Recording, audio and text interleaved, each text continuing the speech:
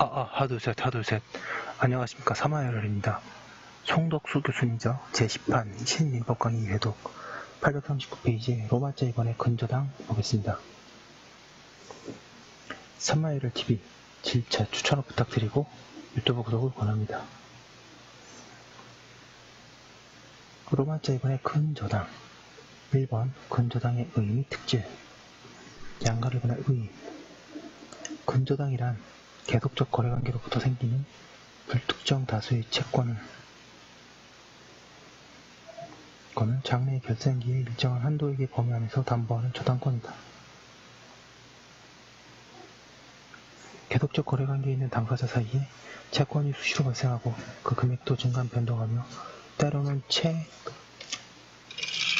840페이지 권액이 영원히 되기도 한다. 따라서 그 경우에는 보통의 저당권으로 채권을 담보하게 할 수 없다. 보통의 저당권은 현재 또는 장래의 특정한 채권만을 담보할 수 있고 또 채권액이 0이 되면 소멸해 버리기 때문이다. 여기서 장래의 불특정한 채권을 담보할 수 있을 뿐만 아니라 저당권의 소멸에 있어서 부정성을 완화하여 저당권과 채권의 결합관계가 요구되지 않는 저당권이 필요하게 되는데 그러한 제도로 운영되는 것이 바로 근저당이다. 양가로 2번의 특질 근저당권은 장래에 증가한 변동하는 불특정 다수의 채권을 담보하는 점에서 보통의 저당권과 다르다.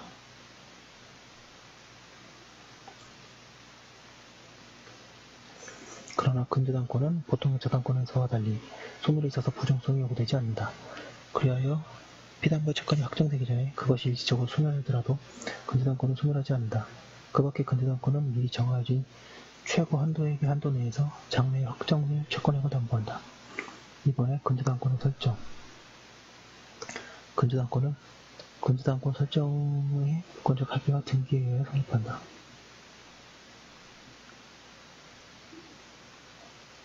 그리고 근저당권 설정의 물권적 합의는 채권계약인 근저당권 설정 계약에 포함되어 행해진다. 양가 1번의 근저당권 설정 계약 이 계약의 당사자는 근저당권 설정자와 근저당권자이다.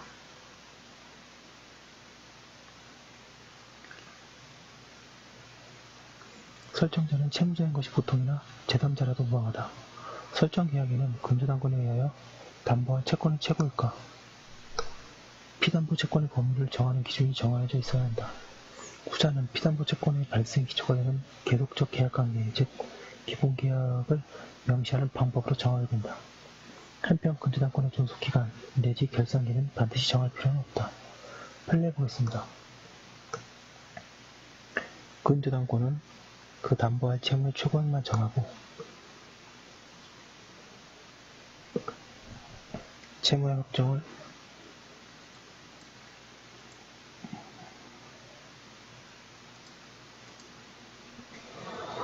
장래에 보류하여 설정하는 저당권으로서 계속적인 거래관계로부터 발생하는 다수의 불특정 채권을 장래의 결산기에서 일정한 한도까지 담보하기 위한 목적으로 사용되는 담보권이므로 그 근저당권 설정 행위와 별도의 근저당권의 피담보 채권을 성립시키기는 법률 행위가 있어야 한다.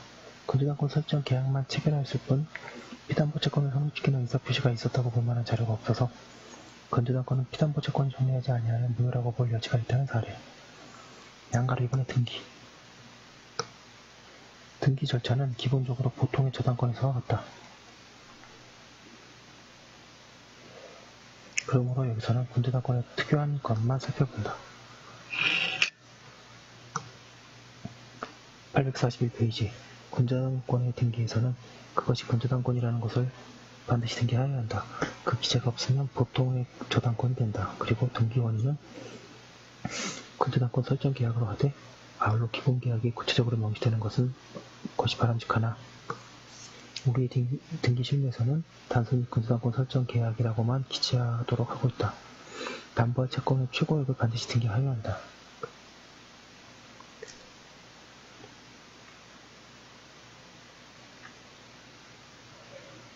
이 채권 최고액에는 이자도 포함되므로 이자의 등기는 바로 할 수 없다. 근저당권의 존속기간 또는 거래관계의 결산에 관한 약정은 그것이 있을 경우 등기할 수 있으나 약정이 있어도 등기하지 않을 수 있고 그때에도 근저당권의 성립에는 영향이 없다. 조속기간이 등기된 때에는 그 시기 이후에 생긴 채권은 피담보 채권으로 될 수 없다고 하고 있습니다. 판례 보겠습니다. 양가로 기억. 갑이 을에게 자기 소유의 부동산을 담보로 추가 대출을 받아 그 일부로 종전의 연체 대출금을 상환하라는 취지의 추가 대출 및 담보권 설정의 대리권을 수여하였는데 갑이 을의 허락 없이 자기 앞으로 소유권 이전 등기를 한 후에 다시 병은행에 실어 근저당권 설정 등기를 하였다고 하더라도 그 대출금으로 종전의 연체 대출금을 모두 변제하고 그 담보권 저당권 설정 등기도 말소되었다면 갑이 을에 대하여 그 등기명의 환원을 청구할 수 있음이 의심이 없으나 병은행에 대한 관계에서는 자기가 처음부터 부담하고자 한 저당권을 부담하고 있을 뿐이며 위임의 취지에 유예되었다고 할 수 없으므로 형식상 저당권 설정자가 다르다는 이유로 그 저당권 설정 등기의 무효를 주장할 수는 없다고 하고 있습니다. 양가로위원회 신축 상가 건물에 대한 공사대금 채권의 담보를 위하여 상가 건물의 근저당권을 설정하면서 근저당권 설정자와 근저당권자 사이에 분양계약자가 분양대금을 완납하는 경우에는 그 분양계약자가 분양받은 지분에 관한 근저당권을 말소하여 주기로 하는 약정이 있었다고 하더라도 근저당권자는 근저당권 설정자 또는 분양계약자에 대하여 그 약정에 따라 분양계약자의 분양지분에 관한 근저당권을 말소하여 줄 채권적 의무가 발생할 뿐이지 물권인 근저당권의 근저당권 자체가 등기에 의하여 공시된 바와 달리 이 약정에 의하여 제한되는 것이 아니고 그 근저당권의 인수인이 당연히 이 약정에 따른 근저당권자의 채무를 유지하는 것도 아니다. 3번에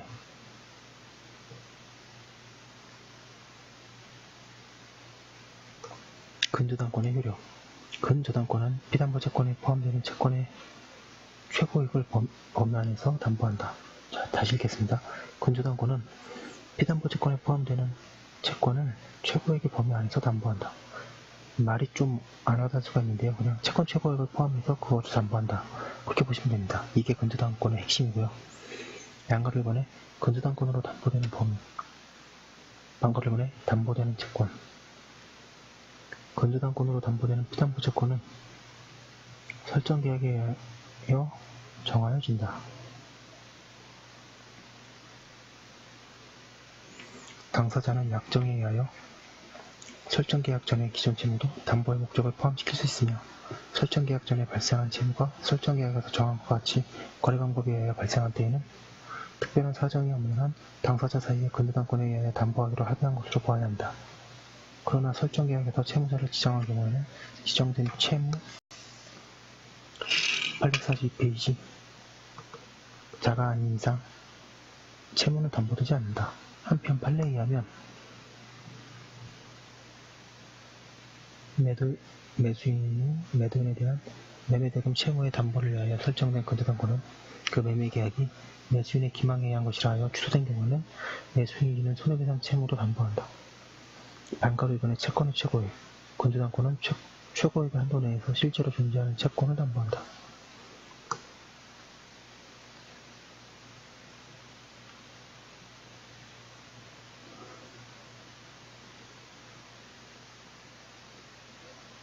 그리하여 근저당권은 결산기에 확정된 채권액이 최고액을 넘으면 최고액까지 우선 변제를 받게 되고 채권액이 최고액보다 적으면 구체적인 채권액에 관하여 우선 변제를 받게 된다.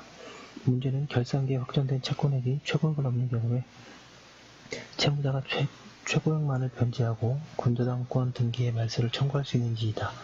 여기에 관하여 판례는 근저당권에 있어서 채권의 총액이 최고액을 초과하는 경우에는 적어도 근저당권자와 채무자 겸 근저당권 설정자의 관계에서는 이 채권 전액의 변제가 있을 때까지 근저당권의 효력은 채권 최고액과는 관계없이 잔존 채무에 여전히 미친다고 하면서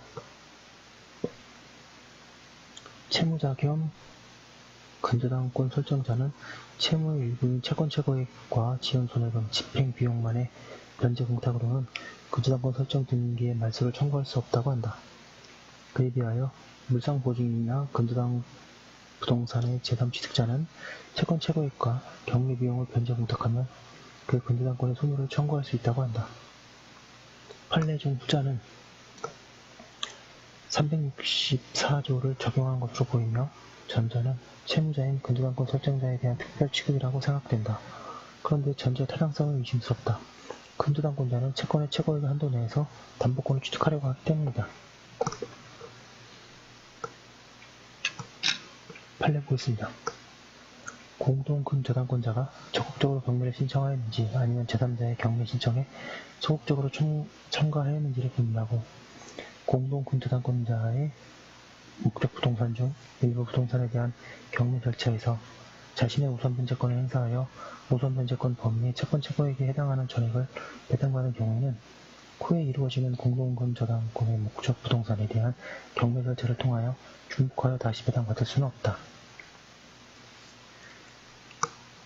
방금 3번에 최고액과 제360조 저당권으로 담보되는 범위에서 360조는 근저당권에도 적용된다.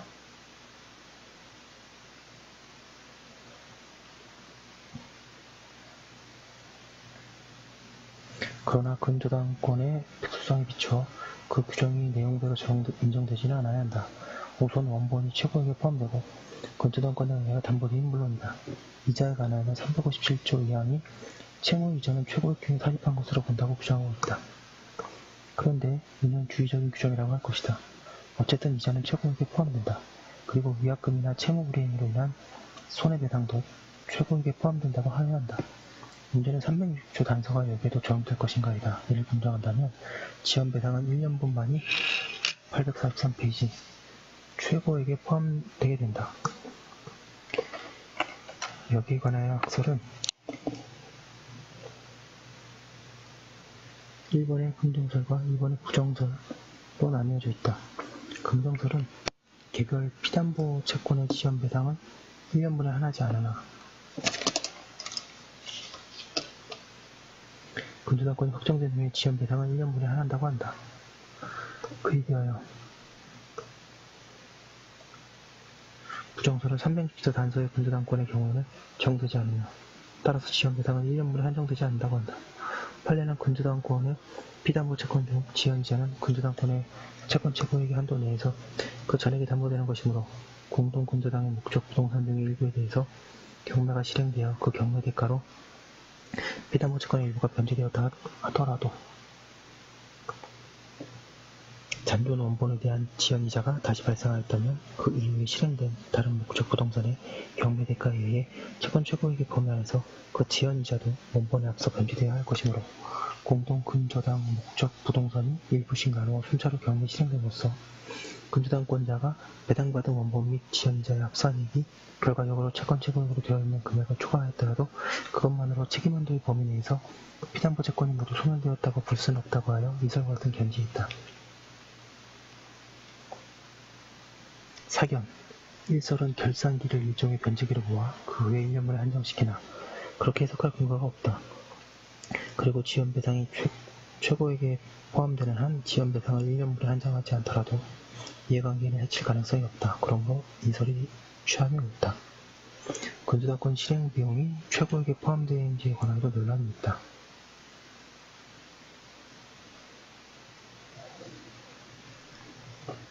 로마자 1번에 긍정설은 최고액에 포함된다고 하나 2번에 부정설은 포함되지 않는다고 한다. 그리고 판례는 경매 비용이 최고액에 포함되지 않는 것으로 이해한다. 부정설이네요.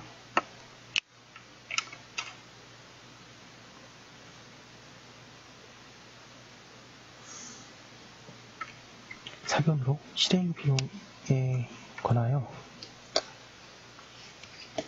근저당에만 저당권과 달리 세계할 근거는 없다. 따라서 근저당의 실행 비용은 최고액에 포함된다고 할 것이다. 라고 주장하고 계시는데 판례는 다릅니다. 방가로 4번에 담보되는 채권의 확정. 근저당권으로 담보되는 채권은 설정 계약 내지 기본 계약에서 정한 결산기의 도래. 근저당권의 존속기간이 정해져 있는 사견은 그 기간의 만료. 기본 계약 또는 설정 계약의 해지나 해제 등으로 확정된다. 존속기간이나 결산기를 거치지 않은 경우에는 근저당권 설정자와 근저당자는 언제든지 기본계약을 해지할 수 있다. 그리고 근저당 부동산의 제3취득자가 설정계약을 해지할 수도 있다. 나아가 존속기간이나 결산기일이 정해져 있다고 하더라도 근저당권에 의하여 담보되는 채권을 모두 소멸하고, 채무자가 거래를 계속할 의사가 없는 경우에는 근저당권자는 계약을 해지할 수 있다. 또한 물상보호 844페이지 증인 피담보 채무가 현존하든 않든 상당기간 거래가 없어 새로운 채무의 발생이 없고, 또한 앞으로도 계속적인 거래관계를 유지할 수 없는 사정이 있는 경우에는 근저당권의 소멸을 청구할 수 있다고 하여야 한다. 이는 일종의 사정변경의 원칙에 의한 해지를 인정할 것이다. 그 밖에 계속적 거래관계에 의한 채무를 담보하기 위하여 존속기간이 없는 근저당권을 설정한 경우에 그 거래관계가 종료됨으로써 피담보 채무로 예정된 원본 채무가 더 이상 발생할 가능성이 없게 된 때에도 그때까지의 잔존 채무가 근저당권으로 담보되는 채무로 확정된다. 그런가 하면 근저당권자 자신이 피담보 채무의 불이행을 이유로 경매 신청을 한 때에는 그 경매 신청 시에 채권이 확정된다. 그리고 이와 같은 경매 신청을 하여 경매 개시 결정이 있은 후에 경매 신청이 취하되었다고 하더라도 채무 확정의 효과가 반복되는 것은 아니다. 후순위의 근저당권자가 경매를 신청한 경우에도 피담보 채권은 확정되나 그 경우 선순위 저당권의 피담보 채권은 근저당권이 소멸하는 시기, 즉 경매의 매수인이 매각 대행을 모두 지급하는 데 확정된다.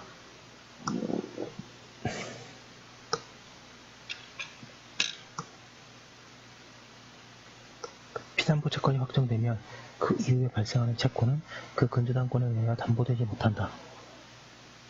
그러나 피담보 채권이 확정 전에 발생한 원본 채권에 관하여 발생 후에 발생하는 이자나 지연손해금 채권은 채권 최고액의 범위 내에서 여전히 담보된다. 한편 피담보 채권이 확정된 때에는 근저당권은 보통의 저당권과 마찬가지로 다루어진다. 판례 보겠습니다.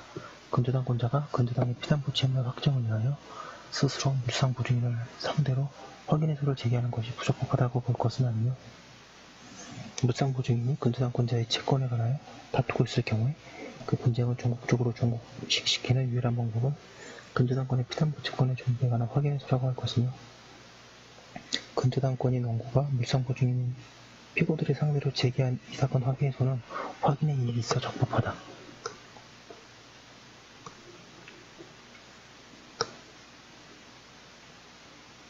양가로 이은 근저당 부동산에 대하여 민법 364조의 규정에 관한 권리를 취득한 제3자는 피담보 채무가 확정된 이후에 채권 최고액의 범위 내에서 그 확정된 피담보 채무를 변제하고 근저당권의 소멸을 청구할 수 있으므로, 타인이 불법 행위로 인하여 부동산에 유효한 근저당이 설정되는 경우 부동산 소유자가 입은 손해는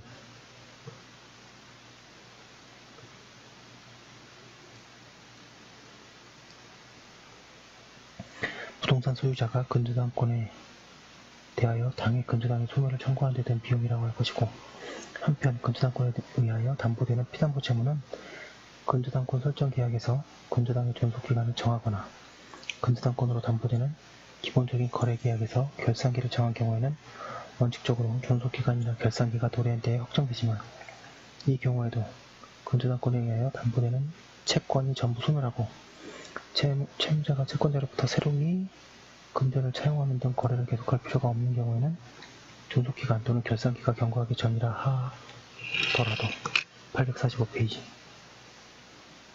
근저당권 설정자는 계약을 해지하고 근저당권 설정 등기의 말소를 구할 수 있고, 존속기간이나 결산기의 정함이 없는 때는 근저당권 설정자가 근저당권자를 상대로 언제든지 해지의 의사표시를 함으로써 피담보 채무를 확정할 수 없으며,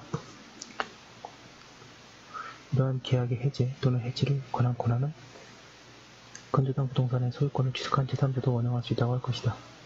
양가로 티귿 물상보증인이 설정한 근저당권의 채무자가 합병으로 소멸하는 경우에 합병 후의 존속회사 또는 신설회사는 합병의 효과로서 채무자의 기본계약상 지위를 승계하지만, 물상보증인이 존속회사 또는 신설회사를 위하여 근저당권 설정 계약을 존속시키는 데 동의한 경우에 한하여 합병 후에도 기본계약에 의한 근저당 거래를 계속할 수 있고, 합병 후 상당한 기간이 지나도록 그러한 동의가 없는 때에는 합병 당시를 기준으로 근저당권의 피담보 채무가 확정된다고 봐야 한다. 따라서 위와 같은 근저당권의 피담보 채무가 확정되면 근저당권은 그 확정된 피담보 채무로서 존속회사 또는 신설회사가 승계된 채무만을 담보하게 되므로 합병 후 기본계약에 의하여 발생한 존속회사 또는 신설회사의 채무는 근저당권에 의하여 더 이상 담보되지 아니한다. 그리고 이러한 범위는 채무자의 합병 전에 물상보증인으로부터 저당 목적물의 소유권을 취득한 제3자가 있는 경우에도 마찬가지로 적용된다. 양가로 이번에 근저당권의 실행.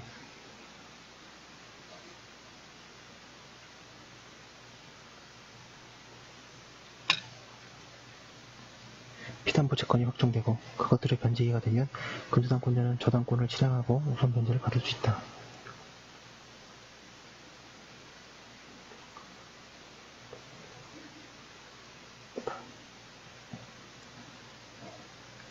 물론들은 피담보 채권이 확정될 때 채권의 변제기가 된다고 하나 그것의 변제기는 개별적으로 정해진다고 할 것이다. 보통은 각 채권이 발생하면 변제기에 있게 될 것이다. 판례 보겠습니다.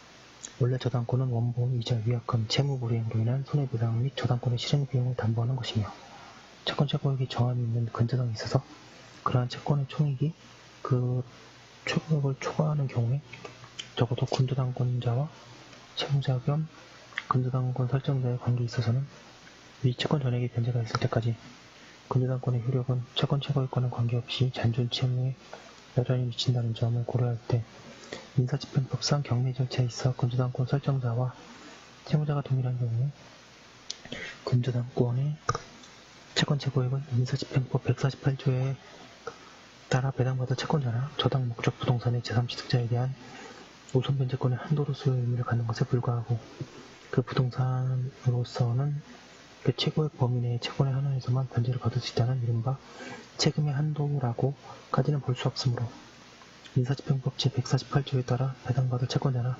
제3취득자가 없는 한 근저당권자의 채권액이 근저당권의 채권 최고액을 초과하는 경우에 매각 대금 중 최고액을 초과하는 금액이 있더라도 이는 근저당권 설정자에게 반환받을 것이 아니고 근저당권자의 채권 최고액을 초과하는 채무의 변제에 충당해야 할 것이다. 846페이지 4번 근저당권의 변경. 양가를 1번 채무, 채무자의 변경. 근저당권이 있어서 피담보 채무가 확정되기 전에는 채무의 범위나 채무자를 변경할 수 있고 그때에는 변경 후에 그 범위에 속하는 채권이나 채무자에 대한 채권만이 당해 근저당권에 의해 담보되고 변경 전의 것은 제외된다. 밑줄 치겠습니다.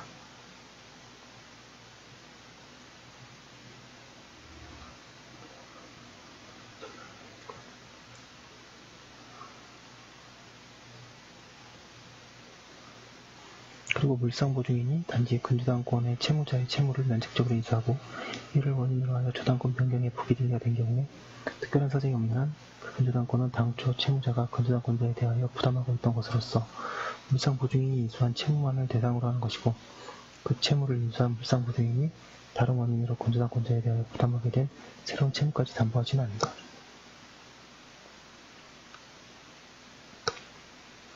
양가로 이번에 채권자, 채무자의 지위의 변경. 기본계약상의 채권자의 지위나 채무자의 지위는 계약에 의하여 타인에게 이전될 수 있다.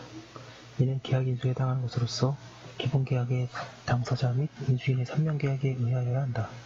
한편 채무자의 지위의 이전이 있으면 근저당권도 새로운 채권자에게 이전되나 그러기 위해서는 근저당권의 이전 등기가 갖춰져야 한다.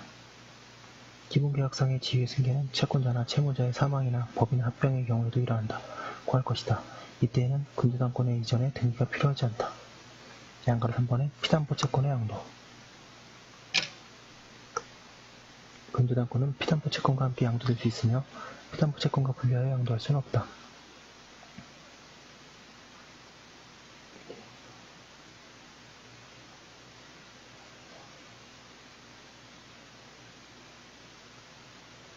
그런데 문제는 피담보 채권의 일부가 양도된 뒤에 근저당권도 이전되는 지이다. 이 문제는 피담보 채권이 확정된 뒤에 양도된 경우와 확정되기 전에 양도된 경우로 나누어 보아야 한다. 방가로 1번에 확정 후의 양도. 피담보 채권이 양도 확정된 후에 일부의 채권이 양도되고 근저당권에 관하여 준공유 등기를 하면 채권자들은 근저당권을 준공유하게 된다. 물상보증인이나 근저당 부동산의 제3취득자가 일부 변제를 한 경우에는 등기 없이도 근저당권을 준공유한다. 단가로 이번에 확정 전에 양도. 피담보 채권이 확정되기 전에 일부의 채권이 양도 또는 이전된 때에도 근저당권이 이전되는가? 여기에 관해서 학설은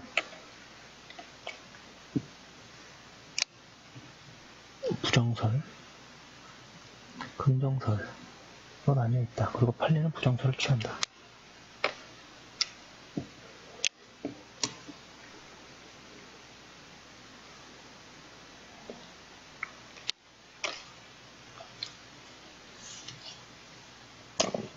사견으로 피담보 채권이 확정되기 전에 양도된 채권은 피담보 채권의 범위에서 제외된다고 하여야 한다. 847페이지 5번에 근저당권의 소멸. 피담보 채권이 확정되기 전에는 채무자가 그때부터 발생한 채권을 모두 변제하여도 근저당권은 소멸하지 않는다.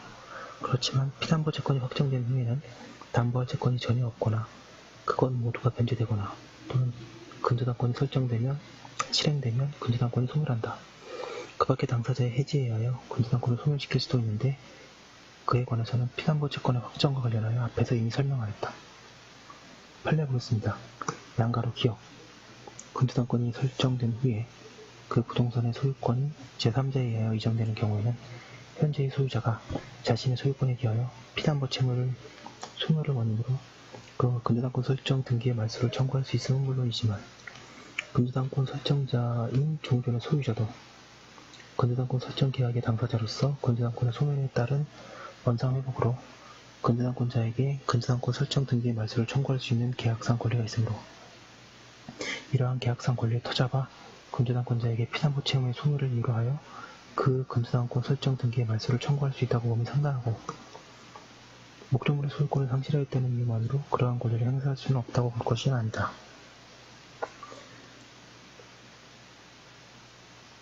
양가로 니은. 근저당권 이전의 부기등기는 기존의 주등기인 근저당권 설정 등기에 종속되어 주등기가 일치를 이루는 것이어서 피담보 채무가 소멸된 경우 또는 근저당권 설정 등기가 당초 원인 무효인 경우 주등기인 근저당권 설정 등기의 말소만 구하면 되고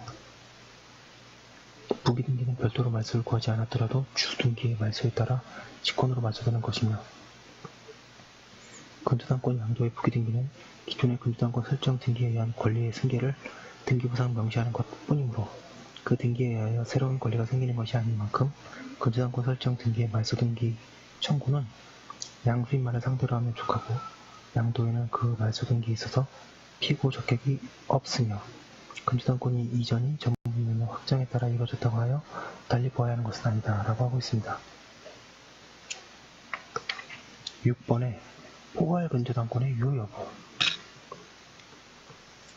포괄 근저당권이란 거래관계의 종류를 특정하여 그로부터 발생하는 모든 채권을 담보하거나 또는 거래관계의 종류를 특정하지 않고서 채권자가 채무자에 대해 취득하는 모든 채권을 담보하는 근저당을 말한다.